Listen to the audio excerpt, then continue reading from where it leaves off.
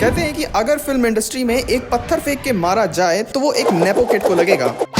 हो अंडरवर्ल्ड में जिक्र आया राह के नाम का। और पत्थर फेंकने वाला होता है एक आउटसाइडर। अब नेपोटिज्म हमेशा से ही एंटरटेनमेंट इंडस्ट्री में एक बहुत बड़ा पार्ट रहा है, जहां बहुत से सेलिब्रिटीज के माँ बाप, चाचा चाची, मामा मामी, बुआ फूफा उनके लिए रास्ते बना देते हैं। कुछ नेपो बेबीज अपने प्रिविलेज्ड स्टेटस के बावजूद स्ट्रगल करते हैं और अपनी खुद की पहचान बनाते हैं ताकि उन्हें कोई नेपो बेबी ना बोले। वहीं दूसरी ओर कुछ बस नेपोटिज्म की एक डेफिनेशन बन के रह जाते हैं। और यही तो डिफरेंस है एक गुड और बैड नेपो बेबी में। लेकिन जब बात आती है दो इंडस्ट्रीज की, तो ये देखा गया है कि नेपोटिज्म हॉलीवुड में और बॉलीवुड में बहुत अलग तरह से काम करता है। कैसे? तो आज मैं इसी के बारे में बात करने वाला हूँ कि क्यों हॉलीवुड नेपोटिज्म करके भी वर्ल्ड सिनेमा में अपनी पहचान बना पा रहा है, पर बॉलीवुड वही नेपोटिज्म करके बस मीम बन जा रहा है। तो शुरू किया जाए। तो देखो, हॉलीवुड नेपोटिज्म को एक अलग चश्मे से देखता है। मैं कुछ एग्जाम्पल के साथ समझाता हूँ। तुम सबको कराटे किड तो याद होगी ना, जिसमें कि चोटी बाल वाला लड़का था। वेल, ये है विल स्मिथ का बेटा जेडन स्मिथ। इसकी शुरुआत बहुत ही सही हुई थी। पहले परसूट ऑफ हैप्पीनेस, जिसमें कि विल स्मिथ भी थे, फिर कराटे किड, और फिर से अपने बाप के साथ इसने करी थी आफ्टर अर्थ, जो कि एक डिजास्टर रही। पर देखो, ये तो कोई रीजन नहीं होता ना ऐसे बाल रखने के लिए। Sorry.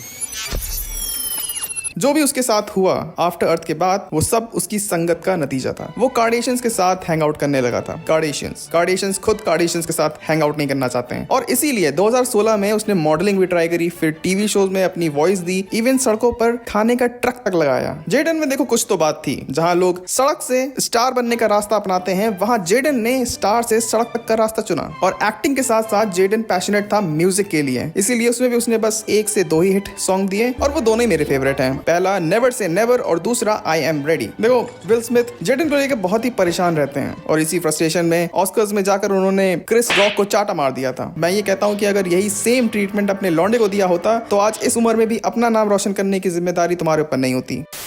फिर अगर हम आरडीजे की बात करें, तो ये बेटे थे एक अमेरिकन डायरेक्टर और writer Robert Downey senior. RDJ बचपन से ही फिल्मों में एक्ट कर रहे थे, या उन्हें करवाया जा रहा था, क्योंकि एक इंटरव्यू में उन्होंने ये बोला कि उनके घर में ड्रग्स ऐसे पड़े होते थे जैसे कि मिठाई।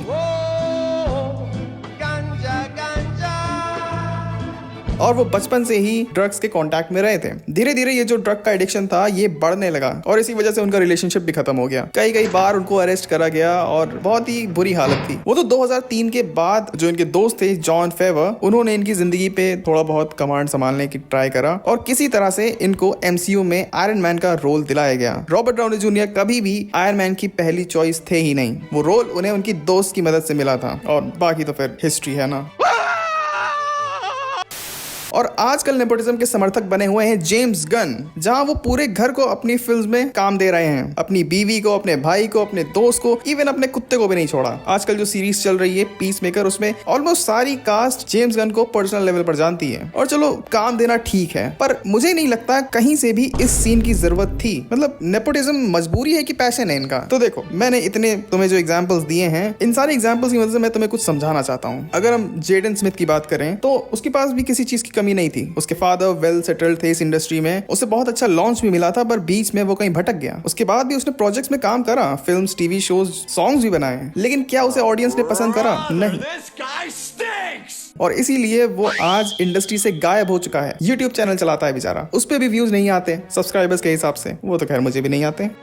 फिर आरडीजे के साथ भी यही हुआ था। माना कि वो एक अमेरिकन डायरेक्टर के बेटे थे, पर क्या इस चीज ने उन्हें इंडस्ट्री में सस्टेन रखा या उन्हें जेल जाने से बचाया? नहीं। जेम्स गन वो ये सब तभी कर पा रहे हैं जब उनका शो लोगों को पसंद आ रहा है। माना वो नेपोटिज्म कर रहे हैं, वो अपनी बीवी को किसी और आदमी के साथ रिकॉर्ड कर रहे हैं, बट खैर द पॉइंट इज कि लोगों को पसंद आ रहा है। और यही फर्क है। हॉलीवुड में नेपोटिज्म है, पर वो तभी तक है जब तक कि ऑडियंस चाहती है। अगर ऑडियंस किसी को पसंद नहीं करती है, तो वो तुम्हें दिखेगा भी नहीं। Now let's talk about elephant in the room, nepotism in Bollywood. पिछले 5 सालों में तुमने ये टॉपिक कहीं ना कहीं कैसे न कैसे जरूर सुना होगा। जब भी किसी नेपो किड की फिल्म आती है, तब तो ये टॉपिक उठ ही जाता है कैसे न कैसे। देखो, यहाँ पर जो इनसाइडर किड्स होते हैं ना, वो सेट पर ही बड़े होते हैं, तो उनके इंडस्ट्री के कनेक्शंस बहुत आसानी से बन जाते हैं, और इसीलिए इनकी जो पहली फिल्म होती है वो सिल्वर थाली में इनको सर्व करी जाती है। For example Kapoor, Bachchan, south में अल्लू अर्जुन, इन सबको इनका पहला ब्रेक बहुत ही आसानी से मिल गया था। और अक्सर पहला ब्रेक जो होता है वो काम कर भी जाता है, लेकिन इंडस्ट्री में टिके रहना रहना ये एक लंबा और मुश्किल गेम होता है। हर कोई आलिया भट्ट या रणबीर कपूर नहीं बन सकता, क्योंकि उनके अगेंस्ट में डजन्स ऑफ ऐसे स्टार किड्स हैं जिन्होंने 1 या 2 फिल्म करी और फिर गायब हो गए, क्योंकि उन्हें पता चल चुका था कि it's not their cup of tea. और वहीं दूसरी ओर कुछ ऐसे हैं जो दीमक की तरह चिपक गए हैं इस इंडस्ट्री से।